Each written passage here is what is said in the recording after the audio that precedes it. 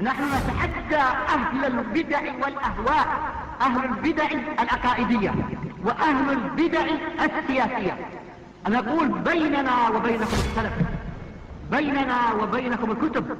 كان أحمد يقول أهل البدع بيننا وبينكم الجنائز. السلام عليكم ورحمة الله وبركاته. الحمد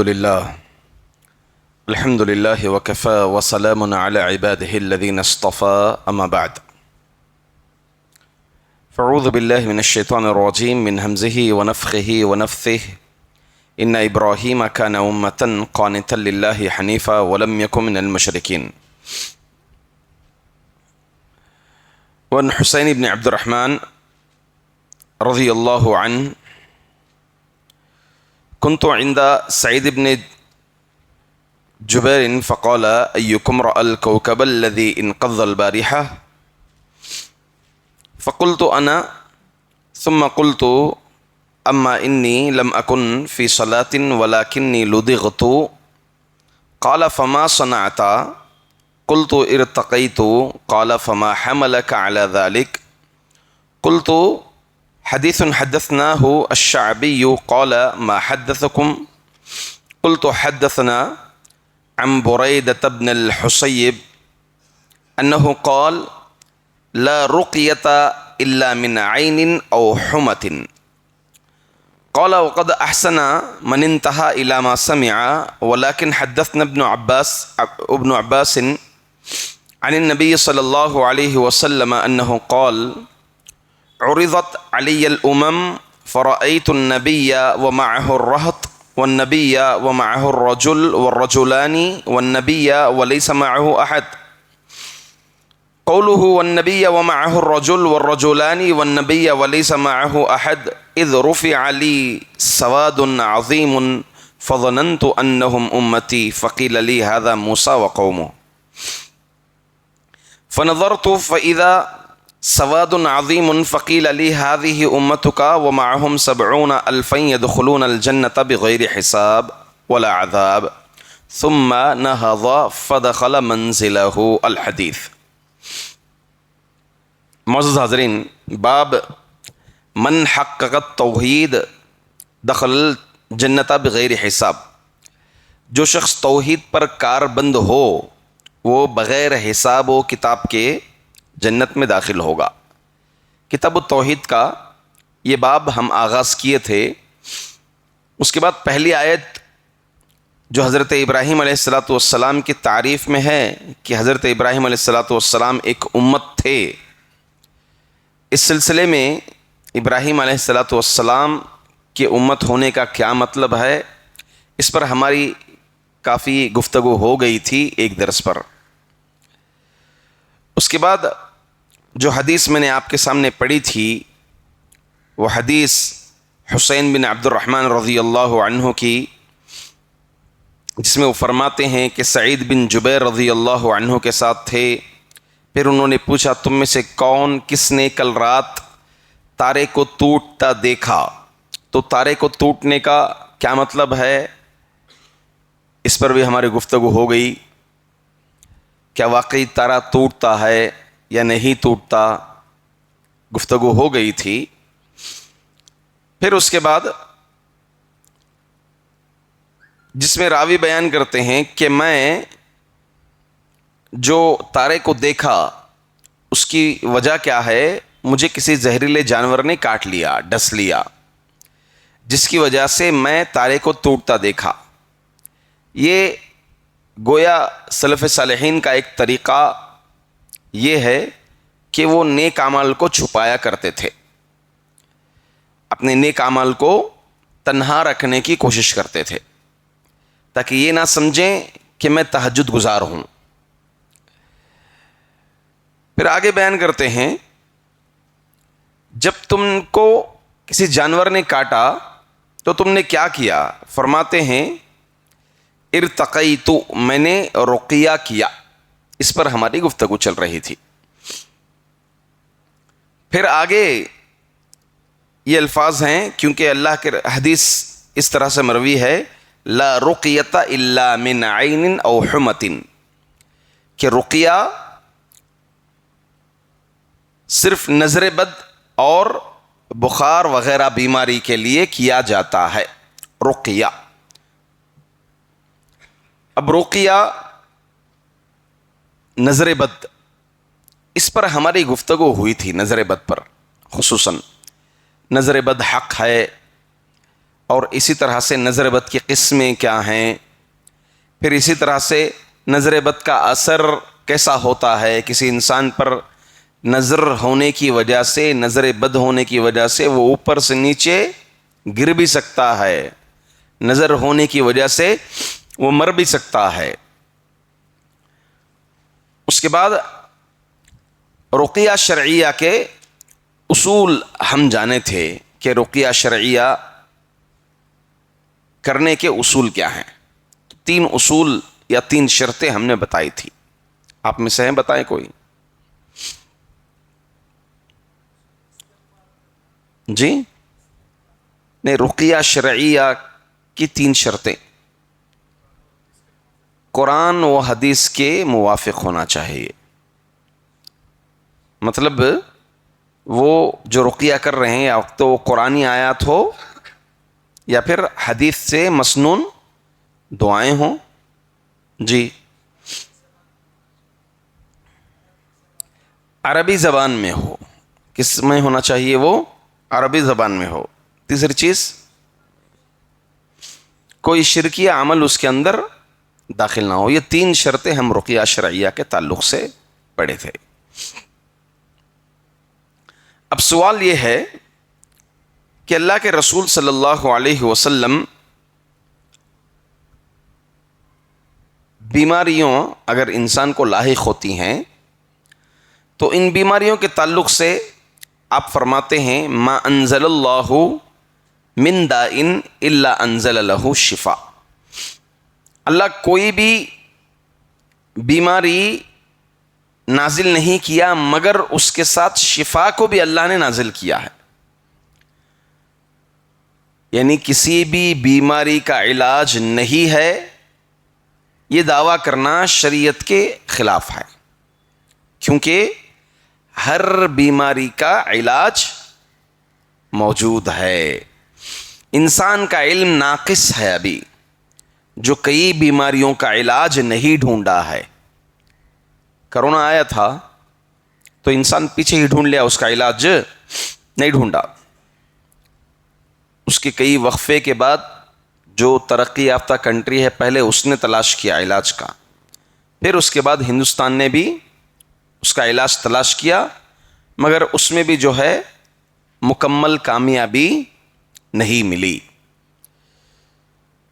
تو ہم شرعی اعتبار سے یہ ماننا ہے کوئی بھی بیماری ہو اس کے علاج، اگر وہ بیماری ہے اس کا علاج نہیں ہو رہا ہے تو سمجھیں وہ بیماری نہیں ہے، بلکہ بس بیماری بتائی جا رہی ہے۔ جیسا کہ کئی لوگ کہتے ہیں شوگر، یہ بی پی، تھائرائڈ وغیرہ، یہ دراصل بیماریاں نہیں ہیں، یہ ایک بہت بڑا مافیا بزنس کہہ لیں کہ لوگوں کے ذہن میں یہ ڈال دیا جائے آپ کو شوگر ہے، آپ یہاں سے دوائیاں شروع کر لیں، آپ پھر ڈوز لیں، انجیکشن لیں، پھر یہ لیول سے چلتے رہیں، آپ بس کنٹرول میں رہے گی مگر مکمل کمی نہیں ہوگی۔ تو حقیقی معنی میں دیکھیں تو ایسی بیماری نہیں ہوتی ہے، ایسی بیماری نہیں ہوتی ہے۔ بس اس بیماری کے ساتھ دوائی اٹیچ کی جا رہی ہے، دوائی لگائی جا رہی ہے۔ بیماری ہو تو یقیناً اس کا حل، اس کا علاج ہوگا یقیناً، اور یہ ہمارا ماننا بھی ہے، کیونکہ بات کس کی ہے؟ نبی اکرم صلی اللہ علیہ وسلم کی۔ ایک اور روایت میں عبداللہ بن عباس رضی اللہ عنہما راوی ہیں، فرماتے ہیں اللہ کے رسول صلی اللہ علیہ وسلم نے فرمایا تداووا عباد اللہ فإن اللہ لم يضع داء الا وضع معه شفاء الا الحرم۔ ابن ماجہ اور احمد کی روایت ہے۔ فرماتے ہیں کہ اے اللہ کے بندوں، تم دوائی کرو، علاج کرو، اس لیے کہ اللہ تعالیٰ کوئی بھی بیماری نہیں اتاری مگر اس کے ساتھ شفا بھی اللہ تعالیٰ نے اتارا ہے، علاج بھی اتارا ہے اللہ تعالیٰ.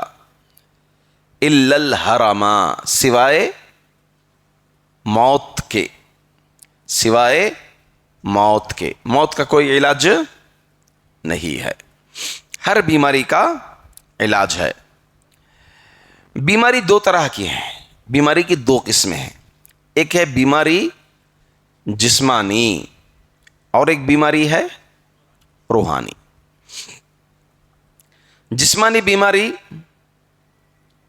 دو چیزوں سے ختم ہوتی ہے، دعا اور دوا.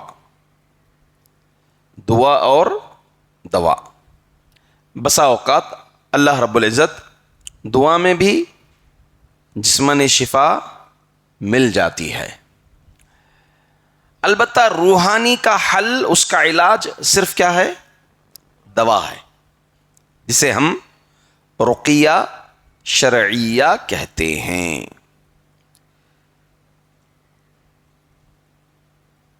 رقیہ شرعیہ کیا مطلب ہے؟ رقیہ شرعیہ اس کا معنی کیا ہے؟ اس کا مطلب یہ ہے کہ رقیہ دعا جو پڑھی جائے وہ شرعی اصولوں کے مطابق پڑھی جائے، تبھی اس کو رقیہ شرعیہ کہیں گے. اب ایک آدمی آئے، چھو منتر کریں، نہیں سو شریعت میں نہ ہی اللہ کے رسول صلی اللہ علیہ وسلم سے وہ طریقہ مسنون ہو اور نہ ہی ہمارے صحابہ و سلف صالحین سے مأثور ہو وہ طریقہ. نہیں سو طریقے کرنا شروع کر دیں. کوئی بولے کہ مجھے آپ کا گھر بتائیے، فوٹو میں بتائیے گھر آپ کا، یا ویڈیو کیمرہ ڈال کر کے گھر کی پوری دیواریں بتائیے. گھر کی پوری دیواریں بتا دی جاتی ہیں. اب یہ کہہ دیتا ہے کہ آپ کے گھر پہ کچھ ہے، آپ کے گھر پہ کچھ ہے. اس شرعی اصول سے باہر ہے یہ سب چیزیں. یہ سب چیزیں کیا ہیں؟ شرعی اصول سے باہر ہیں. تو اس کو رقیہ شرعیہ نہیں کہیں گے، یہ چھو منتر رقیہ ہے، بس شرعی رقیہ نہیں ہے. تو رقیہ شرعیہ ہم اس کو تبھی کہیں گے جب وہ رقیہ دعا، رقیہ یعنی وہ دعا شریعت کے اصولوں پر ہونا چاہیے، شریعت کے طریقے پر ہونا چاہیے. اسی کو رقیہ شرعیہ کہتے ہیں. دیکھیے روحانی علاج میں ایک تو ہم نے جانا تھا نظر بد، یہ بھی ایک بیماری ہے. کوئی نظر لگا دیا کسی پر، انسان کو لاحق ہو گئی تو کیا ہے وہ؟ اس کو روحانی بیماری آ گئی. نظر بد سے بچنے کے اسباب، اس کے طریقے کار کیا ہیں، اس پہ ہماری گفتگو ہوئی تھی اس سے پہلے. تو اس بیماری کو جب روحانی بیماری لاحق ہو جائے تو اس کو کیا کرنا چاہیے؟ رقیہ شرعیہ کرنا چاہیے. اس کے ساتھ ساتھ بنیادی اعتبار سے ہمیں کچھ باتیں جاننا ہے اس میں.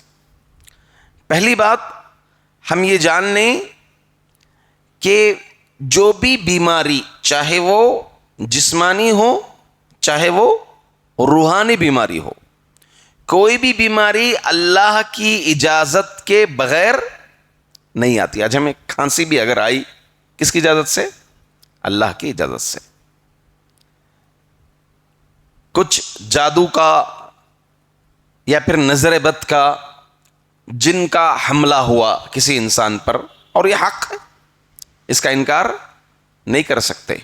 جادو بھی حق ہے، جن کا حملہ بھی حق ہے، اور اسی طرح سے جسمانی بیماری بھی حق ہے. تو کوئی بھی بیماری چاہے وہ جسمانی ہو یا روحانی، اللہ کی اجازت کے بغیر نہیں آتے. یہ سب سے پہلے بنیادی اعتبار سے ایک مومن کو سمجھنا چاہیے، ورنہ اس چیز کو نہیں سمجھتا، جس کی وجہ سے انسان جو ہے بہت پریشان ہوتا ہے.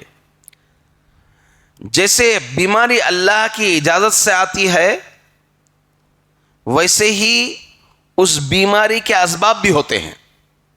بیماری اگر آتی ہے تو اس کے اسباب ہوتے ہیں، ایسے ہی نہیں آتی ہے بیماری. جسمانی بیماری کے بھی اسباب ہوتے ہیں.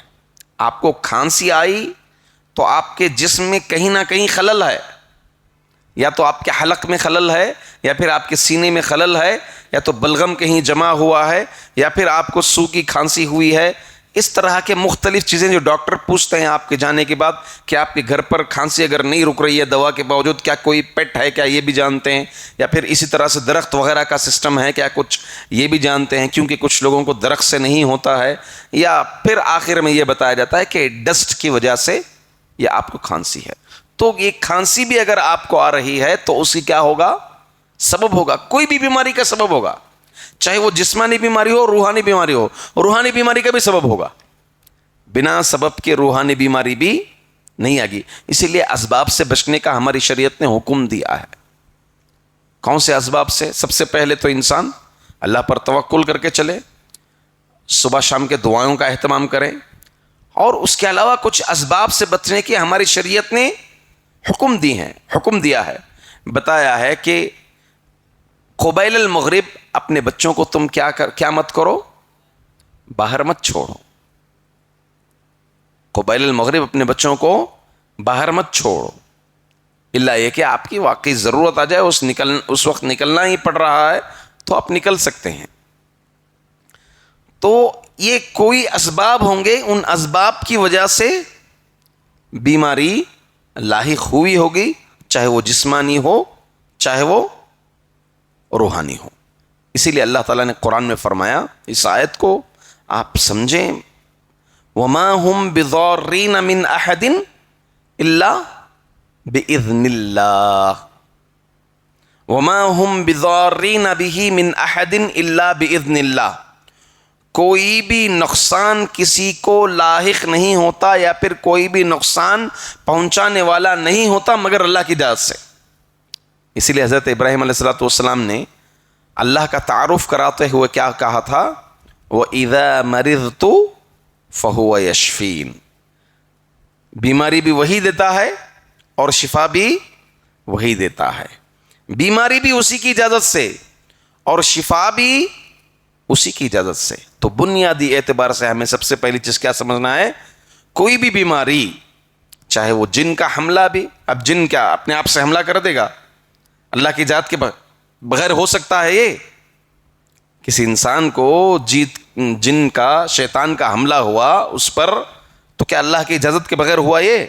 نہیں، اللہ کی اجازت سے ہی ہوا، اللہ کی اجازت سے ہی ہوا. وہ بغیر اللہ کی اجازت سے کوئی چیز پتا تک نہیں ہلتا، ذرہ تک نہیں ہلتا. اگر ہمارے ذہن میں یہ چیز بنیادی طور پر نہیں آتی تو یہ معاملات میں انسان بہت پریشان ہوتا ہے اور بہت ٹھوکریں کھاتا ہے.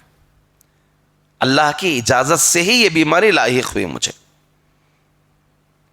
اب روحانی بیماری اگر آ جائے تو حل کیا ہے اس کا؟ اسی کے لیے حل ہے رقیہ شرعیہ. اس کو چاہیے کہ وہ دعا کرے، رقیہ کرے. اللہ کے رسول صلی اللہ علیہ وسلم پر بھی کیا ہوا تھا؟ جادو ہوا تھا. کون؟ لبید بن عاصم. اس انسان نے اللہ کے رسول صلی اللہ علیہ وسلم پر جادو کر دیا تھا. اللہ کے رسول صلی اللہ علیہ وسلم پر جادو کیا تو حضرت جبریل بھی آ کر یہ دعا رقیہ کرتے تھے اللہ کے رسول صلی اللہ علیہ وسلم کا، بسم اللہ ارقیک من کل شیء یؤذیک، بسم اللہ ارقیک من کل شیء یؤذیک. میں اللہ کے نام سے تمہارا رقیہ کر رہا ہوں، من کل شیء یؤذیک، ہر اس چیز سے جو تمہیں اذیت پہنچائے، جو تمہیں تکلیف دے. تو حضرت جبریل نے اللہ کے رسول صلی اللہ علیہ وسلم کا رقیہ کیا. اور اسی دعا کے تعلق سے اللہ کے رسول صلی اللہ علیہ وسلم حضرت حسن و حسین رضی اللہ عنہما کو پڑھا کرتے تھے آپ. تو دو باتیں ہماری ہوئی. بنیادی اعتبار سے ہم سب سے پہلے کیا جاننا ہے کہ بیماری چاہے جسمانی ہو چاہے بیماری روحانی ہو، اللہ کی اجازت کے بغیر نہیں آتی. دلیل وَمَا هُمْ بِضَارِّينَ بِهِ مِنْ أَحَدٍ إِلَّا بِإِذْنِ اللَّهِ، سورۃ البقرہ کی آیت کا ایک ٹکڑا ہے، ایک بڑی آیت ہے، وَاتَّبَعُوا مَا تَتْلُو الشَّيَاطِينُ عَلَى مُلْكِ سُلَيْمَانَ، اور اکثر عراقی لوگ اس آیت کو پڑھ کر رقیہ کرتے ہیں، وَمَا هُمْ بِضَارِّينَ بِهِ مِنْ أَحَدٍ إِلَّا بِإِذْنِ اللَّهِ۔ اور دوسری چیز، کوئی بھی بیماری جب آتی ہے، چاہے وہ جن ون کا حملہ ہو، چاہے وہ جادو ہو، چاہے وہ جسمانی بیماری ہو، کوئی نہ کوئی ریزن ہوتا ہے اس کا، کوئی نہ کوئی سبب اس کا ہوتا ہے۔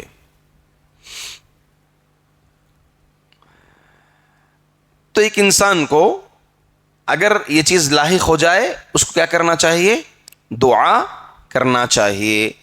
اور دعا کرنا، دعا دوسرے کوئی کرنا، ایک تو خود کو خود پہ کرنا، اور دوسرا جو ہے کسی کی مدد بھی کرنا دعا کر کے، رقیہ کر کے۔ اب اس کے لیے کوئی اسپیشلسٹ ہونا کوئی ضروری نہیں ہے، سرٹیفکیٹ کوئی ہونا ضروری نہیں، انسان کا جیسا ایمان رہتا ہے ویسا معاملہ اس میں ہوتا ہے۔ دیکھیں فرماتے ہیں صاحب رسول حضرت جابر رضی اللہ عنہ، لدغت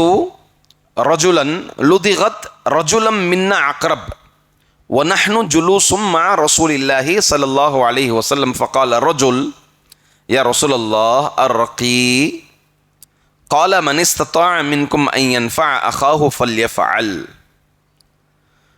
فرماتے ہیں جابر رضی اللہ عنہ کہ ہم میں سے ایک آدمی کو بچھو نے ڈس لیا، اور ہم اللہ کے رسول صلی اللہ علیہ وسلم کے پاس بیٹھے ہوئے تھے، وہ آدمی نے کہا کہ اللہ کے رسول رقیہ کروں، تو آپ صلی اللہ علیہ وسلم نے فرمایا من استطاع منکم من ينفع اخاہ فلیفعل، جو کوئی تم میں استطاعت رکھتا ہے، وہ دعا کا طریقہ، دعا کون سی پڑھنا، کیا پڑھنا، تم میں سے جو کوئی استطاعت رکھتا ہے اس کو چاہیے کہ وہ اپنے بھائی کو نفع پہنچائیں، تو کرنا چاہیے اس کو۔ تو معلوم ہوا ایک بھائی کو تکلیف ہوتی ہے روحانی بیماری، تو دوسرا بھائی جو دعا جانتا ہے اس کو چاہیے کہ اس کے لیے مستحب ہے کہ وہ اس بھائی کی مدد کرے، کس کے ذریعے سے؟ رقیہ کے ذریعے سے۔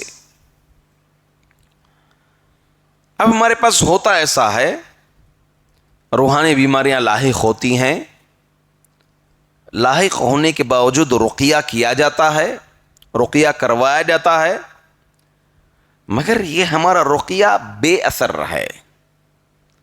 بے اثر مطلب نان افیکٹڈ کہیں گے اس کو، ناٹ افیکٹو، بے اثر ہے، اس کا اثر نہیں ہو رہا ہے۔ کچھ لوگوں کے بارے میں بات یہاں تک آتی ہے کہ تقریباً 7 سال سے میں اس معاملے میں پریشان ہوں، فلاں راقی صاحب کے پاس بھی کروا کے ہو گیا، فلاں راقی صاحب کے پاس بھی کروا کے ہو گیا، وہ بھی آ کے گھر پہ رقیہ کر کے چلے گئے، وہ بھی آ کر کے گھر پہ رقیہ کر کے چلے گئے، کسی کے ہاتھ سے نہیں ہو رہا ہے، کوئی اور بڑے ہو تو بتائیے۔ تو ایسے کئی لوگ پریشان ہیں، کیوں؟ وجہ کیا ہے؟ بنیادی طور پر ہم کئی باتیں اس میں نہیں جانتے ہیں۔ اس باب میں ہمارا جو ایمان ہے، توحید ہے، بہت نقص ہے، اس باب میں کمی ہے توحید کی کمی ہونے کی وجہ سے، یا اصل اسباب نہ جاننے کی وجہ سے، یا اصل علاج نہ جاننے کی وجہ سے کیا ہے؟ اس معاملے میں پریشان رہتے ہیں۔ تو اس میں بھی بنیادی طور پر پہلی ایک بات یہ جان لیں کہ بیماری جب اللہ کی اجازت سے آتی ہے تو شفا بھی کس کے ہاتھ میں ہے؟ اصل تاثیر دینے والا کون ہے؟ اللہ ہی ہے۔ پیٹ کا درد ہے، دوائی کھاتے ہیں، تو کیا یہ دوائی اصل شفا دے رہی ہے؟ یہ دوائی سبب ہے، ذریعہ ہے۔ دوائی کیا ہے؟ ذریعہ ہے۔ اصل شفا کون دے رہا ہے؟ اللہ تعالیٰ دے رہا ہے۔ کوئی دعا پڑھتے ہیں تو یہ دعا کیا ہے؟ سبب ہے۔ اصل شفا دینے والا کون ہے؟ اللہ ہے۔ تو ہم اگر یہ عقیدہ رکھیں کہ یہ دوائی ہے، یہی مجھے شفا دینے والی ہے، تو ہم شرک کر گئے، کیونکہ شافی اصل ہمارا اللہ تعالیٰ ہے، ہم نے اس چیز کو پھیر دیا اس دوائی کے لیے۔ بس سمجھ میں آئی؟ تو تاثیر دعا میں، تاثیر دوا میں دینے والا اللہ ہے، بیماری بھی اللہ دینے والا ہے، اور شفا بھی اللہ ہی دینے والا ہے. بس انسان کو چاہیے کہ صحیح طریقہ اپنائے. انسان کو چاہیے کہ صحیح طریقہ اپنائے. تو اس اعتبار سے ایک مسلمان کو کوشش کرنا چاہیے بے صبرا ہوئے بغیر انسان تاثیر حاصل کرنے کے لیے اللہ سے بھی دعا کریں اور اسباب کے معاملے میں بھی کوشش کریں. عموماً کیا ہوتا ہے، انسان بے صبرا ہو جاتا ہے اس باب میں. اب دیکھیں حضرت ایوب علیہ السلام کے تعلق سے. ایوب علیہ السلام آپ کو بیماری لاحق ہو گئی تھی. یہاں تک کہ کچھ روایت میں آپ کے تعلق سے آتا ہے کہ آپ کا جسم سڑ گیا تھا، کوئی آپ سے قریب آنے کو اتراتا تھا. بعض روایت میں ہے 13 سال، کچھ روایت میں 18 سال کا بھی ذکر ہے کہ آپ کو 18 سال 13 سال تک بھی کیا ہے، بیماری لگی ہوئی تھی. تو ایوب علیہ السلام بے صبرے ہو گئے؟ نہیں، نبی ہیں، ہم ان کے بارے میں سوچ بھی نہیں سکتے. جن نبیوں کو اللہ تعالیٰ جن نبیوں کا ذکر کیا ہے، انبیاء کے تعلق سے ہم سوچ بھی نہیں سکتے، کیونکہ انسانوں میں سب سے پہلا طبقہ، سب سے اونچ مقام کے اعتبار سے وہ طبقہ کون سا ہے؟ نبیوں کا ہی طبقہ. ہم سوچ نہیں سکتے ان کے تعلق سے. آپ نے دعائیں کی دعائیں کی دعائیں کی. وَأَيُّوبَ إِذْ نَادَى رَبَّهُ أَنِّي مَسَّنِيَ الضُّرُّ وَأَنْتَ أَرْحَمُ الرَّاحِمِينَ. ایوب نے جب اپنے رب کو پکارا کہ میں نقصان میں ہوں، مجھے نقصان آ لیا ہے اور تو زیادہ رحم کرنے والا ہے، تو فاستجبنا لہ، ہم نے ایوب کی دعا قبول کر لی اور ایوب کو شفا دے دی. تو انسان کو بیماری جب لاحق ہوتی ہے بے صبرا نہیں ہونا چاہیے، کیونکہ ایک مومن کے لیے خوشخبری ہے. کیسے خوشخبری ہے؟ المؤمن کلہ لہ خیر. مومن عجب لامر المؤمن ان امرہ کلہ لہ خیر، کلہ خیر. مومن کے لیے کیا ہی خوشخبری کی بات ہے، خوش نصیبی کی بات ہے، اس کا معاملہ خیر ہی خیر ہے. ان اصابتہ السراء شکر فکان خیر لہ وان اصابتہ الضراء صبر فکان خیر لہ. اگر اس کو کوئی خوشی لاحق ہوتی ہے، اس پر وہ شکر گزاری کرتا ہے، تو کیا ہو گیا؟ اس کا معاملہ خیر ہو گیا. اور اگر اس کو کوئی نقصان پہنچتا ہے، صبر کرتا ہے، خیر ہو گیا. اب اللہ رب العزت کچھ بندوں کو بیماریاں دیتا ہے، اگر وہ صبر کرتا ہے اس بیماری پر تو اللہ رب العزت 2 چیزیں اس کے حق میں رہیں گی. یا تو اس کے گناہوں کا کفارہ بنتے جائے گی یہ چیز. اگر کوئی مومن یہ سوچے کہ میرے گناہ تو نہیں ہے، میں گناہ نہیں کرتا، تو دوسری چیز ہے اس کی یہ بیماری اس کے درجات کو بلند کرنے کے لیے ہے. یہ بیماری اس کے درجات کو بلند کرنے کے لیے ہے. اللہ تعالیٰ مومن کا معاملہ کبھی ضائع نہیں جاتا. تو ایک مومن کو بے صبرا نہیں ہونا چاہیے. بیماریوں کے معاملے میں بالکل صحیح سبب ہی تلاش کریں، صحیح طریقہ ہی اپنائیں اور بار بار کرتے رہیں. اللہ رب العزت کی تاثیر اگر کم نہیں ہو رہا ہے بول کر ہم غلط قدم اٹھا سکتے ہیں. لوگ یہی کرتے ہیں. کیا کرتے ہیں؟ میں دعا کروا لیا ہے مل صاحب سے، انہوں کیا صرف آیت الکرسی سورۃ الفاتحہ اور قل کے سورے پڑھ رہے ہیں، اس کے علاوہ کیا بھی نہیں پڑھتے. انہوں دوسرے ہیں نا 1 گھنٹہ پڑھتے ہیں. آ کر 1 گھنٹہ پڑھتے ہیں، 1 گھنٹہ پڑھے تو مجھے کم ہوتا. انہوں جو ہے کچھ اسپیشل کام کر کے گئے، ہاں گھر پر کچھ چھوٹا سا رکھ کر گئے، وہ رہنے سے مجھے گئی. نہیں تو کیا ایسے بیماری میں رہنا؟ ہاں رہنا بیماری میں. بیماری ہے تو اللہ کی طرف سے ہے. ہمیں غلط سبب، غلط رخ، غلط موڑ کی طرف نہیں جانا ہے جو ہمارے عقیدے میں خلل ڈال رہی ہے، ہمارے عقیدے کو کمزور کر رہی ہیں. یہ سب چیزیں، یہ سب اسباب. تو ایک مومن کو بنا بے صبرا ہوئے کہ اللہ تعالی سے بارہا دعا کرتے رہنا چاہیے. انسان کیا کرتا ہے؟ نا امیدی کے راستے تلاش لیتا ہے، نا امید ہو جاتا ہے. بے صبرا ہوا، نا امید. کیا کمیش نہیں ہو رہا ہے؟ وہ آیت الکرسی کتنا پڑھتا ہوں، کمیش نہیں ہو رہا ہے. اللہ اکبر، آیت الکرسی رب العالمین کا کلام. اور ہمارا یہ عقیدہ، یہ ذہن چلے گیا کہ شفا کی تاثیر اس کے ہاتھ میں ہے. اس کی اجازت کے بغیر پتا نہیں ہل رہا ہے، اس کی اجازت کے بغیر ذرہ نہیں ہلتا. ہماری تقدیر کا معاملہ مکمل اس کے ہاتھ میں ہے. یہ پورے عالم کا معاملہ جو ہے اس کے ہاتھ میں ہے. کن فیکون کا معاملہ ہے. ایسی اللہ تعالیٰ کی عظمت، اللہ کی جلالت، یہ سب چیزیں ختم ہو جاتی ہیں. دنیا کی محبت میں، مال کی محبت میں، ترقی کی محبت میں انسان یہ سب چیزیں کھو دیتا ہے. تو ایک انسان کو بے صبرا نہیں ہونا چاہیے. میں نے کہا سبب، تو اس اعتبار سے اگر بیماری ختم نہیں ہو رہی ہے اس کو سبب ڈھونڈنا ہے. سبب، مجھے کیوں یہ بیماری نہیں جا رہی ہے. ہم مین چیز نہیں سمجھتے. ہمارا دشمن کون ہے؟ کون ہے؟ ان الشیطان لکم عدو مبین. شیطان تمہارا کلیئر دشمن ہے، کھلا دشمن ہے. اللہ فرماتے ہیں فاتخذوہ عدوا، اس کو تم دشمن بناؤ. تم اگر اس کو دشمن نہیں بنائیں گے تو سمجھے معاملہ حل ہونے والا. اس کو سب سے پہلے جب شیطانی معاملہ ہے، شیطانی فریب کا معاملہ ہے، اگر اس نے اچک لیا ہے، وہ جو ہے جسم میں لاحق ہو گیا ہے، تو ہمیں ضروری ہے کہ ہم اس کو دشمن بنائیں. ان کید الشیطان کان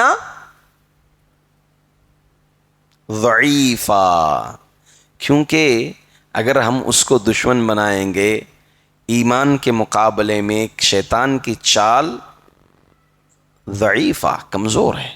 ان کید الشیطان کان ضعیفا. دل میں کیا ہے؟ ڈر بٹھا دیا. بدن میں کسی کے آ گیا اور یہ کہہ دیا کہ اب یہ ایسا کریں گے، فلاں کو بلائیں گے، یہ کریں گے تو میں وہ کر دوں گا، اسے جان سے مار دوں گا، اسے جان سے مار دوں گا. اور اللہ بچائے، اللہ رحم فرمائے. آج کل یہ باب ایک دروازے جو رقیہ شرعیہ کے نام پر جو میدان وسیع کرتے جا رہے ہیں، اتنا ہی معاملہ جنوں کی شرارتوں کا زیادہ ہو گیا ہے. ایمان کی کمزوری کی دلیل ہے یہ. اور اللہ رحم فرمائے، ایسے بازار میں غلط طریقے اپنا کر کے، غلط اصولوں کے مطابق، شرعی غیر اصولوں کو، طریقوں کو اپنا کر کے لوگوں کے دلوں میں بجائے ایمان کو مضبوط کرنے کے، توکل کو مضبوط کرنے کے، لوگوں کے ایمان کو کمزور کر رہے ہیں. آئے پڑھے، ان کو کیا کہ بڑا خطرناک ہے، پرانا ہے سن کے، باپ دادا کے ٹیمپو، وہ جن ہے سن کو پکڑیا ہے سن. بہت ٹائم لگتا، دیکھو بہت ٹائم لگتا ہے ان کے واسطے. ہاں میں آتا ہوں، میں یہ 3 دن بزی ہوں، میرا سفر ہے فلائٹ میں، 3 دن بزی ہوں، چوتھے دن آتا ہوں میں. اب یہ 3 دن ڈر لے کے اس کا ایک چوتھے دن کے انتظار میں ہے. ارے تیرا ایمان کیا ہوا؟ تیرا خود کا ایمان کیا ہوا؟ تیرا توکل کہاں گیا؟ بجائے اس کے ایک صحیح راقی، اس کا طریقہ یہ ہوتا ہے، کچھ پڑھ دیا دعا، اس کو دعائیں بتا کر دیا، بھائی اللہ کے کلام کے آگے کچھ نہیں، شفا اللہ کے ہاتھ میں ہے. اس میں سورۃ الفاتحہ جو ہے، سورۃ الفاتحہ میں اتنی شفا ہے، اس کا نام شفا ہے. قل کی صورتیں، یہ تعوذ، یہ معوذتین، یہ سب ان چیزوں کے سامنے کوئی کچھ معنی نہیں رکھتی. اگر ایسی چیز ذہن میں ڈال دی جائیں، یہ چیزیں بتا دی جائیں، آپ اس کو برابر مسلسل ان دعاؤں کا اہتمام کرتے رہیں تو کیا ہوگا؟ اس کا ایمان اور مضبوط ہوئے گا. یہ خود فائٹ کرے گا. اس کے ذہن میں یہ بتائیں کہ ہتھیار سب کے پاس ہیں، طریقہ استعمال یہ ہے. ہتھیار سب کے پاس ہے نا، دعا سب کے پاس ہے، ہتھیار اب چلانا نہیں آتا ہے، ہتھیار چلانا سکھا دے. بس یہ ہتھیار چلانے کا طریقہ یہ ہے. آپ سورۃ الفاتحہ پڑھیے، صبح میں جو ہے یہ ٹائم پہ یہ ذکر کیجئے، شام میں جو ہے آپ یہ ذکر کیجئے، گھر پر آپ سورۃ البقرہ پڑھیے. آپ جو ہے اہتمام کیجئے، اپنے گھر کو قبرستان نہ بناؤ، گھر میں نوافل پڑھیں.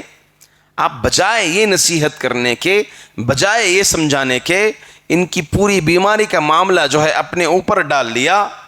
ہاں میں آتا ہوں، ہفتے میں ایک بار آ کر چلے گئے، 2 ہفتے میں ایک بار آ کر چلے گئے، اور یہاں پر بیمار بیچارہ اپنا پورا معاملہ، پورے ایمان کو اس کے داؤ پر، اس کے وقت پر لگا کر بیٹھا ہوا. ہاں ابھی نو آ جاتی ہیں ٹھیک ہو جاتا، ابھی نو آ جاتی ہیں ٹھیک ہو جاتا. نعوذ باللہ. اور ایسے ایسے راقی، اللہ اکبر، یہ راقی خود معاملہ جو ہے اپنے اوپر لے لیتے ہیں. اتنے بڑے ہاں ایک فلاں آدمی ہے، فلاں بڑے راقی کے پاس بھی جا کے آ گیا، ان کے پاس بھی جا کے ہو گیا، اتنے سال سے تھا، میں گیا دیکھو جا کو پڑھیا میں، معاملہ سب کلیئر. نعوذ باللہ من ذالک. شفا دینے والا اللہ ہے. معاملات کو تم اپنی طرف کھینچ رہے ہو، سبب کو تم خدا بنا رہے ہو. ہر راقی تقریباً جو غیر طریقے سے اپناتا، غیر طریقے سے یا غیر شرعی طریقے سے علاج کرتا ہے، پورا معاملہ اپنے اوپر سپرد کر لیتا ہے. ایک آدمی اتنے سال سے پریشان تھا، ان کے پاس گیا، ان کے پاس گیا، ان کے پاس ٹھوکریں کھایا، ان کے پاس ٹھوکریں کھایا، لاسٹ میں علاج کرایا دیکھو ٹھیک ہو گیا انہیں. اور کچھ تو علاج کر رہے ہیں، اپنی دکان کھول رہے ہیں، ویڈیو پکڑ کے، ہاں بھگا رہے ہیں، ویڈیو پکڑ کے ڈال دیے، دیکھو میں بھگا دیا. ہاں اب دکان بنتی جا رہی ہے، یہاں پہ کال آ رہے ہیں، ہمارے پاس آؤ، تمہارے پاس آؤ، تمہارے پاس آؤ، ہمارے پاس آؤ، فلائٹ پہ فلائٹ، وہ فلائٹ، کبھی وہاں کلکتہ میں تو کبھی دلی میں، کبھی ممبئی میں، کبھی مدراس میں.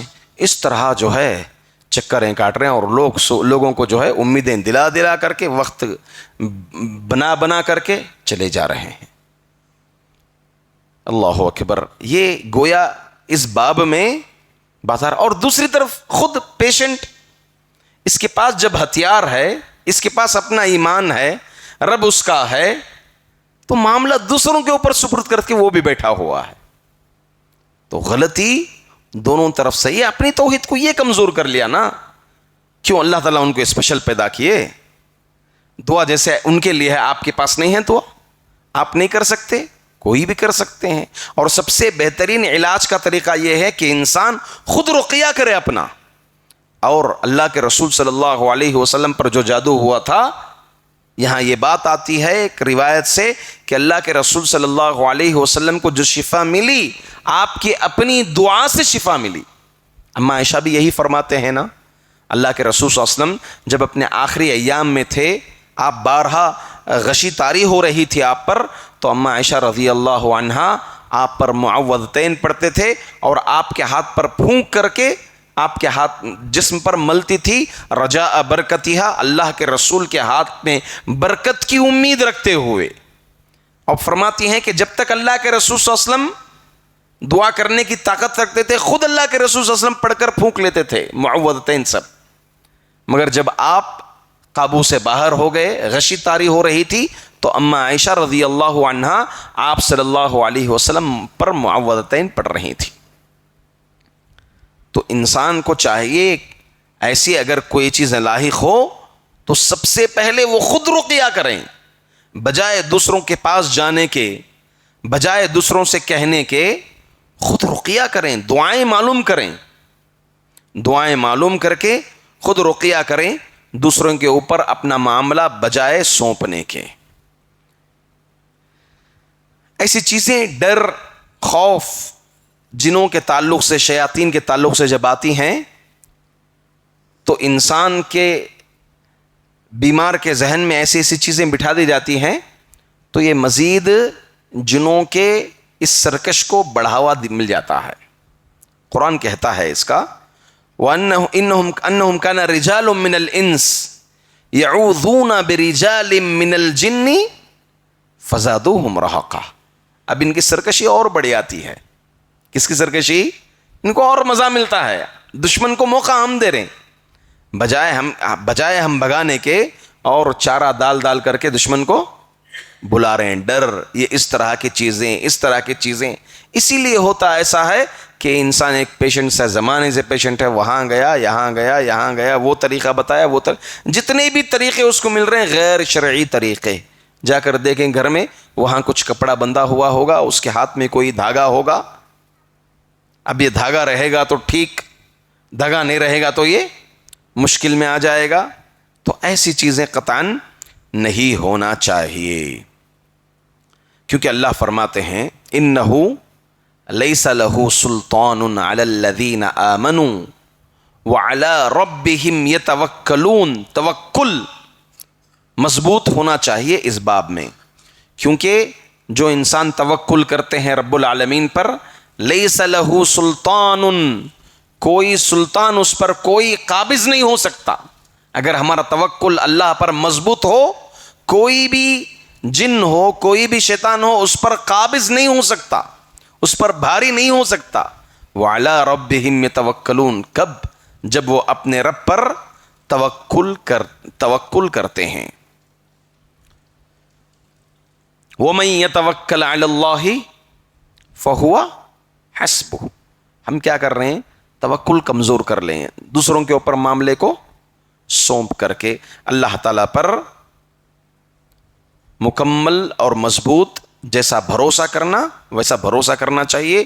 جو آگے کی حدیث ہے، طویل حدیث ہے، وہ اس آگے کی حدیث میں وہی ہے جس میں اللہ کے رسول صلی اللہ علیہ وسلم نے کہا 70,000 لوگ جو بغیر حساب و کتاب کے جنت میں جائیں گے، ان کی ایک صفت کیا بتائی؟ وَعَلَىٰ رَبِّهِمْ یتوکلون، اپنے رب پر مکمل بھروسہ کرتے ہیں، توکل کرتے ہیں۔ جب انسان اپنا علاج خود کر رہا ہے، علاج کے ساتھ ساتھ ضروری ہے پرہیز بھی۔ دیکھیں، آپ کسی بیماری، جسمانی بیماری کے بارے میں جاتے ہیں، ڈاکٹر دوائی لکھ کر دیتا ہے، اچھا آپ کو پیٹ کا درد ہے، تو ہم ایک تو وجہ جانتے ہیں، یہ کئی کو ڈاکٹر صاحب ہوا بولتے ہیں، نہیں تمہیں کل کیا کھا لیے تھے جس کی وجہ سے فوڈ انفیکشن ہو گیا آپ کو، یا پھر جو ہے وقت پر تمہیں کھانا نہیں کھاتے، کیا گیس کی وجہ سے ہوا ہے۔ وجہ تو پوچھتے ہیں نہیں پوچھتے، ہم وجہ سبب ڈھونڈتے ہیں۔ اس میں سبب ڈھونڈنے کے ساتھ ساتھ جسمانی بیماری میں ہم پرہیز بھی پوچھتے ہیں۔ اچھا ڈاکٹر صاحب مسالے کا کھائے جا کی نہیں، تمہیں یہ نہیں کھانا، دودھ کھانا، نان کھانا، روٹی کھانا، چاول نہیں کھانا، تھیکا وغیرہ سب نہیں کھانا، یہ پیٹ کو۔ تو کیا کرتا ہے انسان؟ پرہیز کرتا نہیں کرتا ہے؟ شوگر والا تو چائے پینے کے لیے تیار نہیں، شوگر کی، شوگر والا ارے ہم تو شوگر فیکٹری والے، ہم دور کرو یہ سب، پرہیز کرتے ہی نہیں کرتے جسمانی میں۔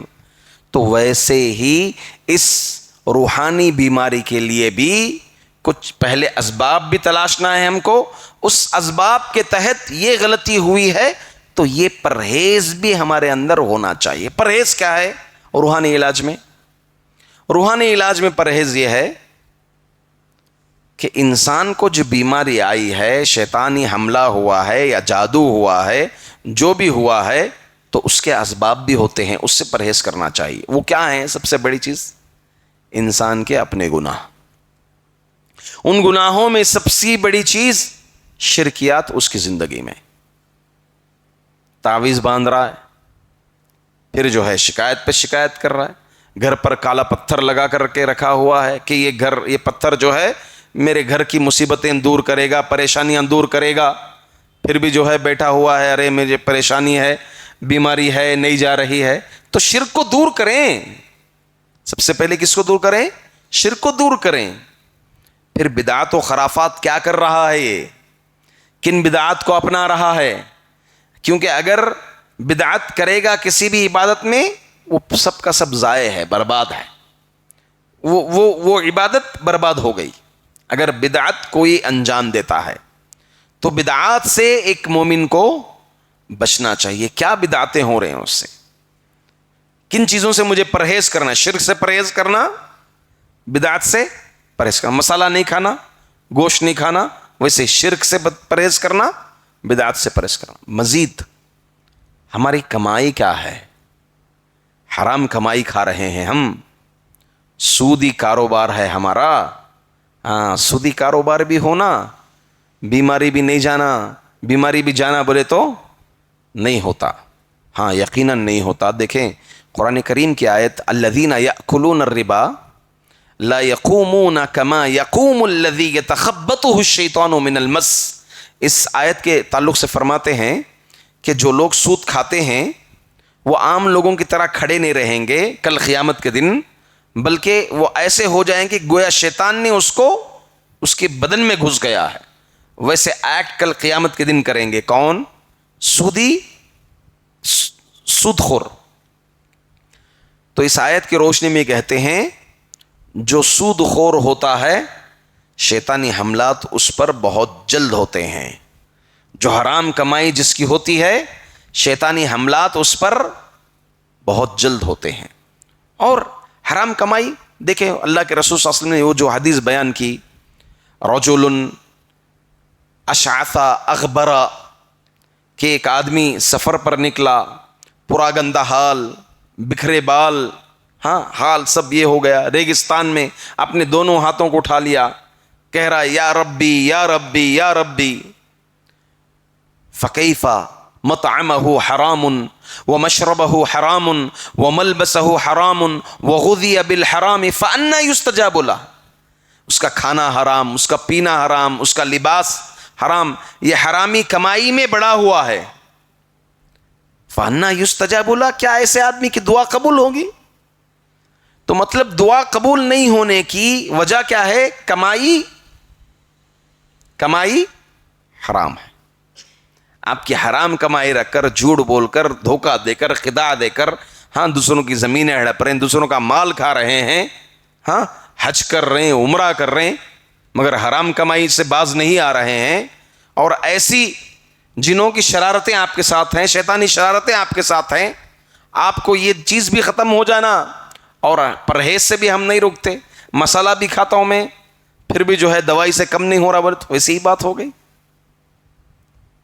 آپ یہ پرہیز تو کرو، سب سے پہلے ان چیزوں سے پرہیز کریں تو باذن اللہ تب جو ہے رقیہ کیا ہوگا؟ آپ کا با اثر ہوگا. اسی طرح سے اپنے گھروں کو قبرستان بنانا، یہ بھی ایک وجہ ہے. گھروں کو قبرستان بنانا، گھروں میں کبھی تلاوت کی آواز نہیں، گھر پہ میوزک چلتی ہے، موسیقی چلتی ہے، گھنٹی بجا رہے میوزک ہے، اپنی گاڑی سٹارٹ کر رہے ہیں میوزک میں اٹھ رہے ہیں، میوزک میں سو رہے ہیں، رات میں سوتے وقت میوزک، ٹی وی چل رہی گھر پہ، فلموں کا مشاہدہ ہو رہا ہے، پروگراموں کا مشاہدہ ہو رہی ہے، میڈم جو ہے برابر پروگرام فالو کر رہے ہیں.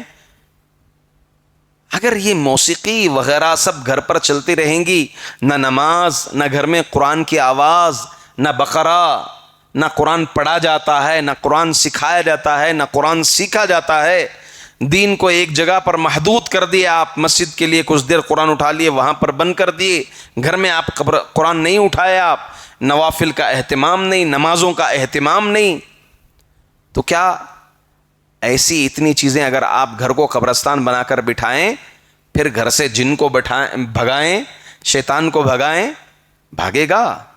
نہیں بھاگے گا. اسی لیے ضروری ہے کہ ہم جن چیزوں کو پرہیز کرنا ہے ان چیزوں سے ہم پرہیز کریں، تبھی یہ سب چیزیں ختم ہوگی. ورنہ جو ہے رقیہ ہم جتنا بھی کر لیں، یہ رقیہ بے اثر ہی رہے گا، با اثر نہیں ہوئے گا. اور سب سے اہم چیز اس میں، جس دعا کو ہم پڑھ رہے ہیں، یقین نہیں ہے. کیا کم ہوتا کہ پہلے ہی پڑھتے وقت ذہن میں کم ہوتا ہے، ذہن بنا ہوا ہے، کیا کم ہوتا مجھے اس میں؟ اللہ اکبر، یقین ہونا چاہیے. یقین کی دولت بہت بڑی چیز ہے. یقین اللہ رب العزت سورۃ الذاریات میں فرماتے ہیں وَفِي الْأَرْضِ آیَاتٌ لِّلْمُوقِنِينَ وَفِي أَنفُسِكُمْ أَفَلَا تُبْصِرُونَ. اس سرزمین میں نشانیاں ہیں، کس کے لیے؟ یقین کرنے والوں کے لیے. وَفِي أَنفُسِكُمْ أَفَلَا تُبْصِرُونَ. واقعی ہماری زندگی، ہمارا ایمان کا سب سے بڑا سفر ہے یقین. اللہ کو مانتے ہیں، اللہ کو مانتے ہیں، یقین ہے رب کی ذات پر، یقین ہے. دیکھیں ہمارے ایمان کا اکثر حصہ یقین پر ہی ڈیپینڈ ہے. قبر میں عذاب ہوگا، یقین ہے ہمیں. بعض بعد الموت ہوگی. قیامت میں اللہ کے سامنے کھڑے ہونا ہے، ترازو ہے، حوض کوثر ہے، پل صراط ہے، جنت ہے، جہنم ہے، عذاب ہے، اللہ کی نعمتیں ملیں گی. تو یہ ہمارے ایمانیات کا جو فرشتے ہیں نہیں دکھتے نا، ہیں, یقیناً ہے, یہاں پر فرشتے ہیں, یقیناً ہے. ہمارے نبی نے بتائی اس چیز کو, غیبیات سے متعلق نبی نے بتائی, علی الرأس والعین. نبی کی بات ہم سر و آنکھوں پر لیں گے, اور مکمل اس میں کیا کریں گے, صرف لینے کے حد تک نہیں, بلکہ اس میں کیا کریں گے, ہم یقین بھی رکھیں گے. تو یقین کو کمزور کر دینا رقیہ میں, رقیہ کیا رہے گا, بے اثر ہی رہے گا.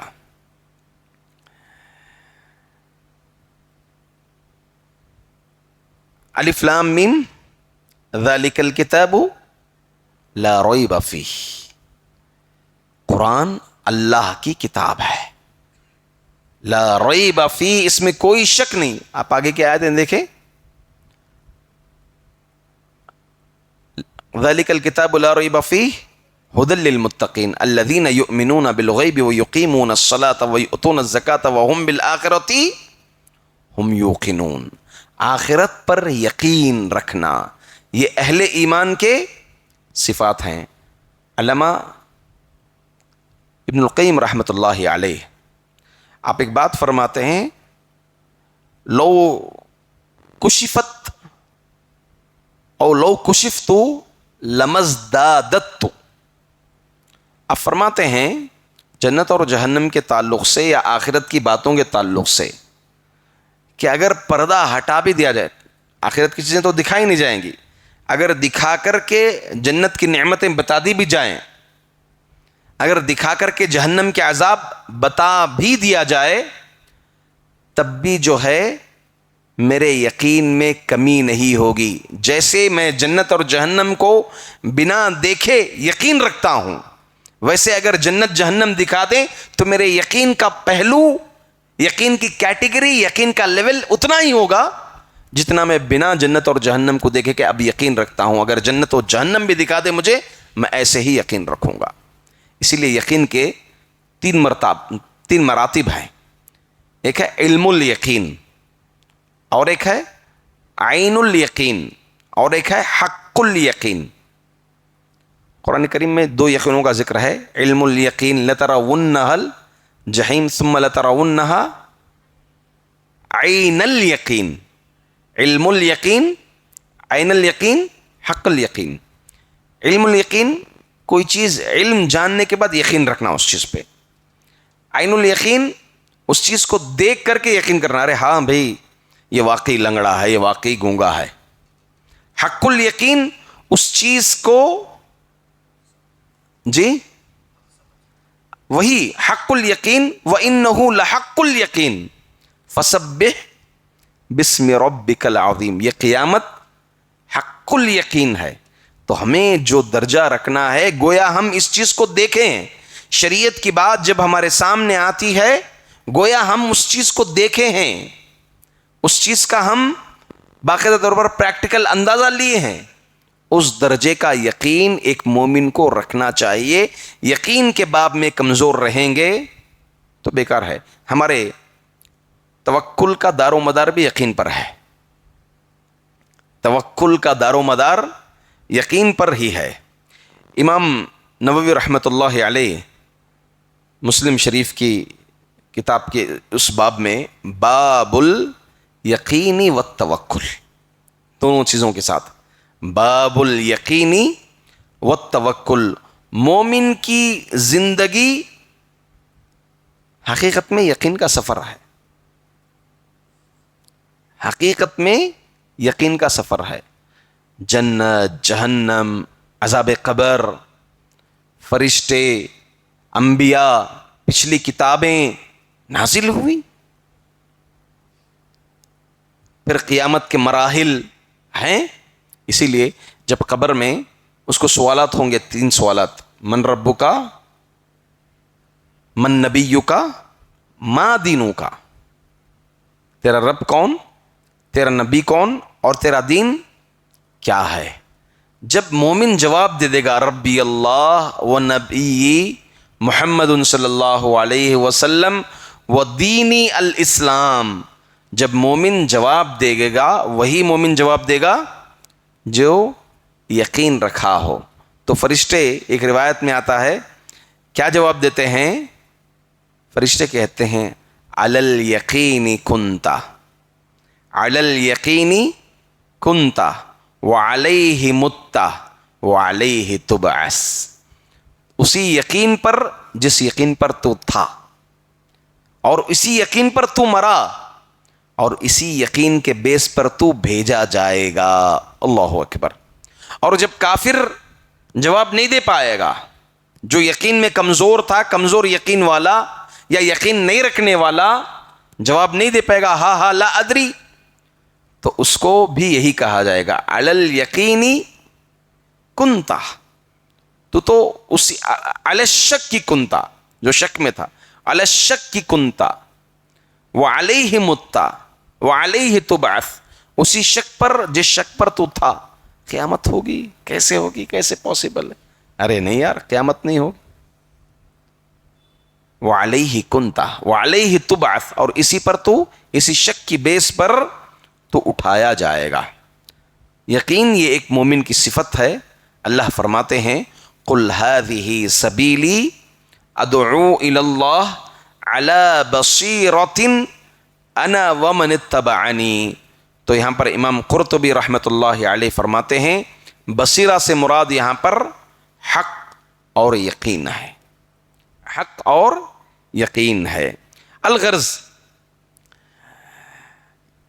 انسان کی زندگی کی مشکلات یقین سے ہی، اگر یقین جتنا مضبوط رہے گا انسان کی زندگی کے مشکلات بھی ایسے ہی حل ہوئیں گے۔ ابھی ایک مشکل ہے، جن کا اثر، جادو کا اثر، نظر کا اثر، یہ روحانی بیماریاں کیا ہیں؟ انسان کی زندگی میں مشکل چیز ہے کہ نہیں؟ مشکل، اس کا سامنا کیسا کرنا چاہیے؟ کس پر کرنا چاہیے؟ ہم جو دعا پڑھ رہے ہیں اس پر یقین ہو۔ عدم یقین کے ساتھ دعا پڑھ رہے ہیں تو بے اثر ہوگا، کچھ فائدہ نہیں ہوگا۔ یقین ہو ہمیں اس پر۔ دیکھیں واقعہ، وہ 40 صحابہ گئے، صحابہ کی ایک جماعت، وہاں کی بستی والوں نے مہمان نوازی نہیں کی۔ بادشاہ کو ہوا کیا؟ کسی بچھو نے، سانپ نے، زہریلے جانور نے کاٹ لیا۔ آئے پوچھے کوئی ہیں اس طرح علاج کرنے والے؟ صحابہ رسول نے کہا میں، اس پہ کچھ شرط بھی رکھ لیے بکروں کی۔ گئے کیا کیے؟ سورۃ یقین، سورۃ الفاتحہ، اس پہ یقین، سورۃ الشفا اس کو کہا گیا۔ بس سورۃ الفاتحہ میں معاملہ ختم۔ اسلاف سے مروی ہے سورۃ الفاتحہ حج کے ایام میں بیمار ہو گئے تھے، سخت بیمار ہو گئے تھے، کوئی اور راستہ نہیں تھا، بس سورۃ الفاتحہ سے انہوں نے کام چلایا۔ ڈاکٹر کوئی طبیب نہیں مل رہا تھا ان کو، سورۃ الفاتحہ سے الحمدللہ العزیز اپنا علاج کر لیا۔ کیسے؟ یہ سب یقین۔ یقین کی دولت جتنی ہوگی، جتنا مضبوط یقین ہوگا، آپ کی شفا پر اتنا اثر پڑے گا، اور یقین جتنا کمزور ہوگا مشکل وہ اسی طرح سے باقی رہے گی، یہ مشکل ختم نہیں ہوگی۔ بڑی بڑی مشکلیں اسی یقین کے ذریعے سے دور ہوئیں۔ فرعونی موسیٰ اور بنو اسرائیل پر قتل کرنے کے لیے نکل گئے، بڑی فوج لے کر۔ موسیٰ بھاگے، بنو اسرائیل بھی بھاگے، سامنے کیا آ گیا؟ دریا آ گئی، سمندر آ گیا۔ اب یہاں پر بنو اسرائیل اپنا یقین توڑ دیے، کمزور پڑ گئے۔ انا لمدرکون، پکڑے گئے ہم۔ اب ہمارا معاملہ پہلے بھی ایسے ہی تھے، موسیٰ تو آنے سے پہلے بھی یہ فرعون کے پاس پیٹے جاتے تھے ہم، ظلم ہوتا تھا۔ اب تو آیا، تورے رب پر ایمان لانے کا فائدہ کیا ہوا؟ اب بھی وہ چھال ہمارا، ایمان لانے کا کیا ابھی فائدہ نہیں ہوا۔ انا لمدرکون، اب پکڑے جائیں گے ہم۔ تو موسیٰ علیہ السلام کا یقین دیکھیں، اللہ اکبر، یہ یقین سمندر میں راستہ بنا دیا۔ اللہ اکبر، اللہ تعالیٰ کو یہ یقین اتنا پسند آیا کہ اللہ نے سمندر میں راستہ بنا دیا۔ قال کلا ان معی ربی سیہدین، ہرگز نہیں، میرے ساتھ میرا رب ہے، رب کی معیت ہے میرے ساتھ، وہ ہمیں راستہ بتائے گا۔ سبحان اللہ، یہ یقین پیچھے فرعون کا لشکر، فوج قتل کرنے پر ہے، سامنے دریا سمندر.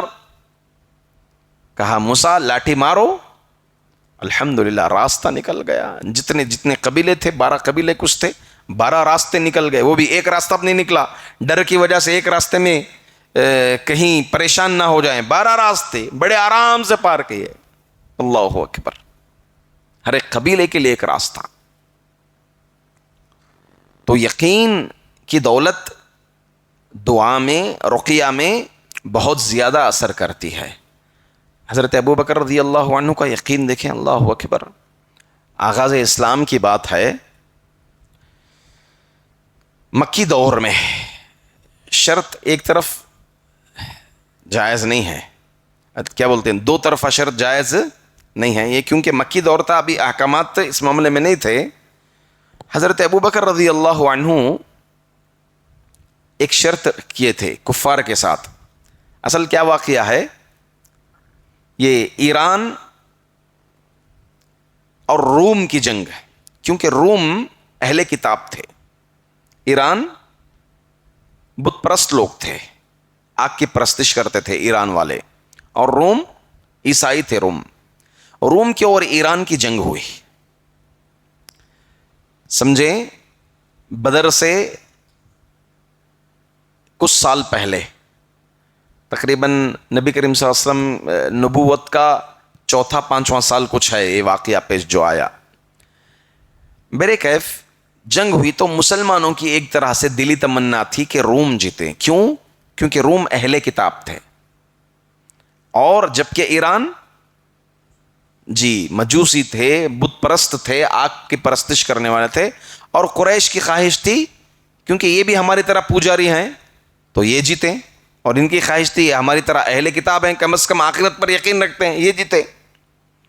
ہوا یہ کہ روم مغلوب ہو گیا. مسلمانوں کو ایک تکلیف ہوئی، اور قریش وہاں پر خوش ہو رہے تھے کفار.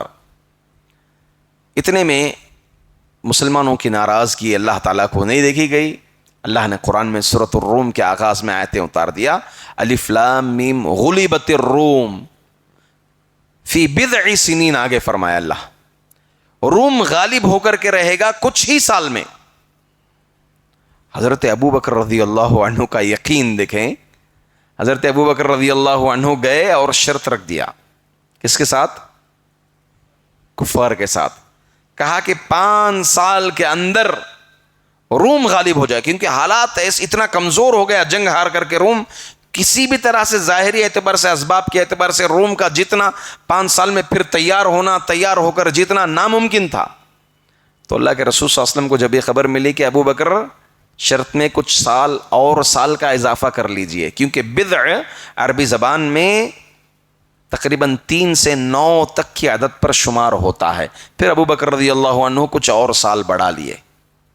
تو ہوا یہ، بدر جب جیتے مسلمان کامیاب ہوئے تو ایک خوشی نہیں بلکہ 2 خوشیاں ملی مسلمانوں کو. ادھر مسلمان جیتے کافروں کے ساتھ، اور ادھر روم غالب ہوا کس پر؟ ایران پر. تو اب کہنے کا مطلب کیا، قرآنی آیت غلبت الروم، ابو بکر رضی اللہ عنہ کا یقین دیکھیں کہ قرآن کریم میں اللہ تعالیٰ نازل فرما دیا یقین سے ہوگا. تو یہ باب، یہ راستہ، اللہ کے رسول صلی اللہ علیہ وسلم کعبے کے پاس لیٹے ہوئے ہیں. حضرت خباب آئے، بے صبرے ہو گئے تھے. کب تک ان لوگوں کا ظلم برداشت کریں اللہ کے رسول صلی اللہ علیہ وسلم؟ تو اللہ کے رسول صلی اللہ علیہ وسلم اٹھے اتنی جلدی کہ پچھلی امتوں کے ساتھ تو ہوتا یہ تھا کہ آرے سے کاٹ دیا جاتا تھا، خندق میں پھینک دیا جاتا تھا، وہ لوگ ایمان پر رہیں. مگر آپ کہتے ہیں کہ ہاں ایک دور آئے گا یہ دین مکمل ہو کر رہے گا. اللہ کے رسول صلی اللہ علیہ وسلم کا یقین، اللہ نے وحی کے ذریعے خبر کی، کہا کہ یہ دین مکمل ہو کر رہے گا. صنعاء سے حضرموت ایک آدمی اکیلا جائے گا، اکیلا سفر کرے گا، اور اسے کوئی نقصان نہیں پہنچائے گا. اتنا یہ دین غالب ہو کر کے رہے گا. بدر 313 اور ادھر 1000. ہتھیار ان کے پاس، سواری ان کے پاس، اسباب زیادہ ان کے پاس ہیں، طاقت ان کے پاس ہے، ظاہری چیزیں ان کے پاس ہیں. 313 کمزور، اسباب نہیں ہیں، وسائل نہیں ہیں. مگر بشارت مل گئی تھی کہ مسلمانوں کو کامیابی ہو کر رہے گی. اللہ کے رسول صلی اللہ علیہ وسلم راوی حدیث کہتے ہیں نبی اکرم صلی اللہ علیہ وسلم جنگ سے پہلے ایک دن پہلے بتایا کہ دیکھنا اللہ کی قسم فلاں کافر یہاں مرے گا, فلاں کافر یہاں مرے گا, فلاں کافر کی لاش یہاں ہوگی, یہاں ہوگی, یہاں ہوگی. راوی حدیث بیان کرتے ہیں کہ اللہ کے رسول صلی اللہ علیہ وسلم نے جہاں بتایا جس کافر کا نام لے کر کے ایک بالش نہ آگے نہ پیچھے, اسی بالضبط جگہ پر وہ کافر مرا ہوا تھا. تو اللہ کے رسول صلی اللہ علیہ وسلم کا یقین. الغرض بات ہماری طویل ہو رہی ہے. دعا جو رقیہ شرعیہ کرتے ہیں اس میں جو بنیادی طور پر اہم باتیں جو میں نے یہ بتائیں, اس کی تاثیر اللہ کے علاوہ کسی اور کے ہاتھ میں نہیں ہے. تو یہ شفا ہم اللہ تعالیٰ ہی سے طلب کریں, خود دعا کریں, توکل ہو اللہ تعالیٰ پر مکمل ہمارا, اور وہ اسباب بھی ڈھونڈے کہ بیماری لاحق ہونے کا سبب کیا ہے. شیطان ہے تو شیطان کو ہم دشمن بنائیں, اور اسی طرح سے وہ پرہیز بھی کرنا ہے ہم کو. وہ پرہیز کیا ہے؟ ہمارے اپنے گناہ ہیں. استغفار کریں زندگی میں. فَقُلْتُ اسْتَغْفِرُوا رَبَّكُمْ إِنَّهُ كَانَ غَفَّارًا يُرْسِلِ السَّمَاءَ عَلَيْكُمْ مِدْرَارًا. حضرت نوح علیہ السلام جب اپنی قوم کو بلا رہے تھے, استغفروا ربکم, اپنے رب سے گناہوں کی بخشش طلب کرو, استغفار کرو. انہو کان غفارا, اللہ تعالیٰ معاف کرنے والا ہے. استغفار اگر کثرت سے کریں گے, اگر گرچہ زندگی میں گناہ نہیں ہیں, تو واللہ دنیا کی خوشیاں, مال, دولت یہ بھی نصیب ہوئے گا, اور ساتھ ساتھ میں آخرت کی خوشیاں بھی نصیب ہوں گے. یرسل السماء علیکم مدرارا, اللہ تعالیٰ برسات دیں گے. ویمددکم باموال, مال میں بھی اضافہ کرے گا, اور اولاد بھی نصیب ہوگی, نر اولاد بھی نصیب ہوگی. حضرت حسن بصری رحمۃ اللہ علیہ, ایک آدمی آئے شکایت مسئلہ لے کر کے کہ اولاد کے لیے کچھ کہیے. کہا کہ استغفار کرو. پھر ایک آدمی کہا کہ مالی معاملہ ہے, مفلسی کا معاملہ ہے, کہا استغفار کرو. ایک آدمی آیا کہ بارش کا معاملہ لے کر آیا, کہا استغفار کرو. پوچھا گیا کہ تینوں کے لیے بھی آپ نے استغفار کہا, تو حضرت حسن بصری رحمۃ اللہ علیہ نے یہ آیت پڑھی فَقُلْتُ اسْتَغْفِرُوا رَبَّكُمْ إِنَّهُ كَانَ غَفَّارًا يُرْسِلِ السَّمَاءَ عَلَيْكُمْ مِدْرَارًا. بارش استغفار کریں گے تو بارش آئے گی. وَيُمْدِدْكُمْ بِأَمْوَالٍ, اور مال میں بھی کیا ہوگا؟ اضافہ ہوگا, اور اللہ تعالیٰ اولاد بھی عطا فرمائے گا استغفار کرنے سے. تو استغفار انسان کو زندگی میں بکثرت کریں, جو چیزیں ہیں خامیاں ہیں اس کو دور کریں, گناہوں کو اپنی زندگی سے پرہیز کریں گے, تو انشاءاللہ اللہ تعالیٰ شفا دینے والا شفا دے کر ضرور رہے گا. اور اس میں ہم ذہن یہ رکھیں کہ اگر ہمیں بیماری لاحق ہوئی ہے, اگر ہم صبر کریں گے تو یہ بیماری بھی ہمارے لیے رحمت ہوگی بجائے زحمت کے. تو بات استغفار کی آئی تھی. لاسٹ درس میں یہ کہا تھا کہ استغفار میں سید الاستغفار یاد کر کے آنا ہے. کون سید الاستغفار یاد کیے؟ پہلے آپ انگلی اٹھائے, بتائیے, دعا پڑھیے. سید الاستغفار.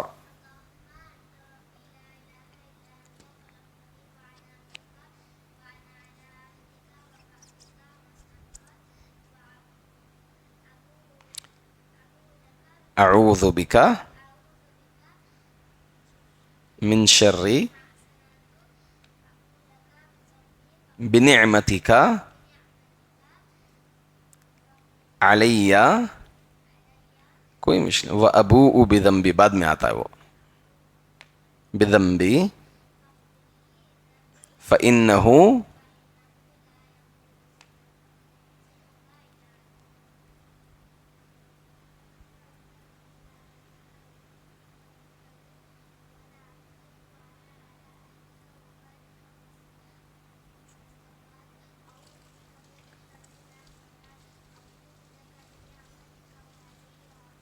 علیہ.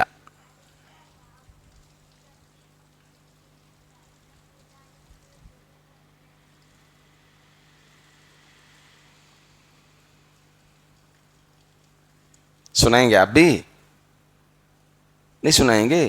کوئی مشکل نہیں, سنائیے. غلطی ہو تو ہم بولیں گے, کوشش کیجئے. بہت اچھے. اللہم, ویری گڈ. اللہم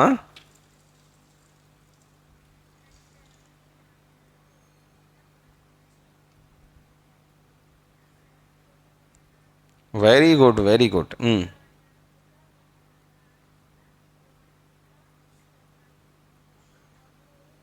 اعوذ بک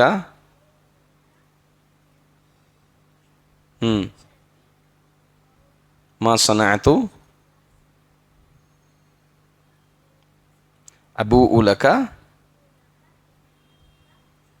علی وابوء بذنبی فاغفر لی فإنہ لا يغفر الذنوب الا انت.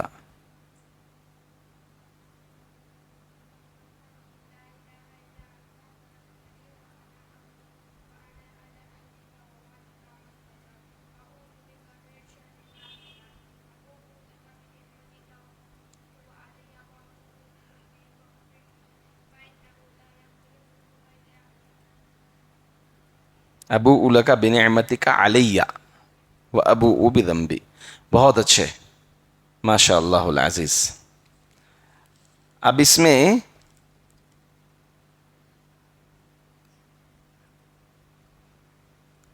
ماشاء اللہ بہت اچھے. کتاب چاہیے آپ کو؟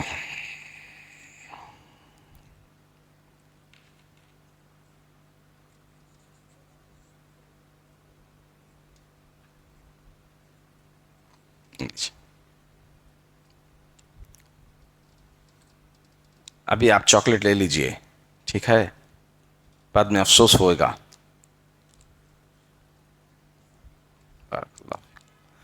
اچھا، یہ استغفار کی فضیلت کیا ہے؟ دیگر لوگوں سے سوال.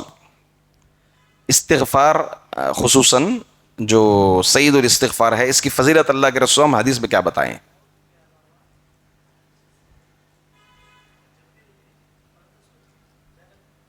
ہاں بہت اچھے.